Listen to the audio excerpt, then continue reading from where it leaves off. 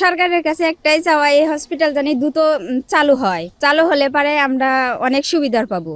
আমরা গরিব মানুষ, আমাদের বাচ্চা কাচ্চা অসুস্থ হলে অনেক দূরে যেতে হবে, টাকা খরচ হয়, হয়তো যাতে গেলে একটা দুর্ঘটনা ঘটে। এখানে চালু হলে পারে আমরা অনেক সেবা পাবো।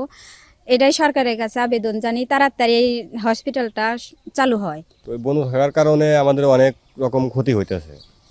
তার ভিতরে প্রথম সেটা হচ্ছে আমরা সেবা থেকে বঞ্চিত হচ্ছি। আমরা চাই দ্রুত হসপিটালটা চালু হোক, যাতে আমরা সেবা পেতে পারি। আমাদের এখানে মা বোনেরা আছে, একটু অসুস্থ হলে যাওয়া লাগে অনেক দূর, যার জন্য দেখা যায় যে যাইতে যাইতে একটা দুর্ঘটনা ঘটে যায়। 2 বছর 2.5 বছর পড়িয়া রয়েছে কিন্তু জিনিসপাতি ব্যাগ চুরি মারিয়া গেছে। ঠিকাদার তালামালা দিয়ে থেকে গেছিল, হ্যান্ড ওভার করে দিয়ে গেছে, দিয়ে হারলে এই যে চুরি হয়ে গেছে সব মাল পাতা। বন্ধ থাকার জন্য মালটা সব চুরি করে নিয়ে গেছে।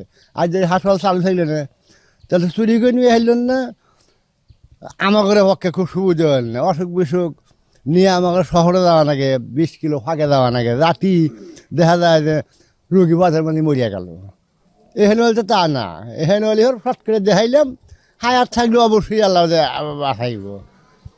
দেখাবার পারি না, এজন্য আমার খুব কষ্ট হয়ে গেছে। এর আগে আমরা আসছিলাম, তখন যে ক্ষতিটা হয়েছিল তাতে ইঞ্জিনিয়াররা বলছিল 1.5 কোটি টাকার ক্ষতি হয়েছে।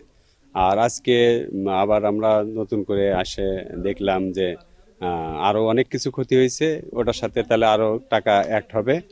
আর পৌর কর্তৃপক্ষকে আমরা আবার নতুন করে জানাবো, তারা যেন ব্যবস্থা নেয় এবং সেই হিসাবে তারা মানে কার্য সম্পাদন করে।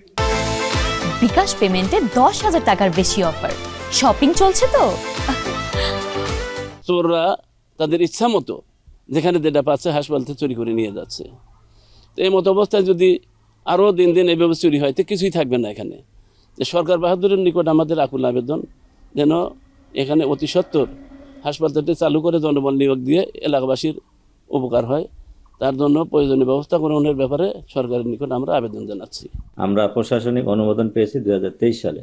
জনবলের জন্য আমরা পত্র দিয়েছি 2024 সালে, কিন্তু জনবল না থাকার কারণে, ওইটা নিরাপত্তাজনিত অভাবের কারণে টুকটাক চুরি হয়েছে এবং চুরির জন্য আমরা মামলাও করেছি। জনবলের কারণে, নিরাপত্তা সংকটের কারণে মালামাল চুরি হয়েছে, এটা আমাদের ইউএসএফ জানাইছে। ওটা তদন্ত করে আনুমানিক 40 লক্ষ টাকা। তবে আবার যেহেতু চুরি হয়েছে তো এটা আরো বাড়বে, হয়তো আরো বেশি হবে।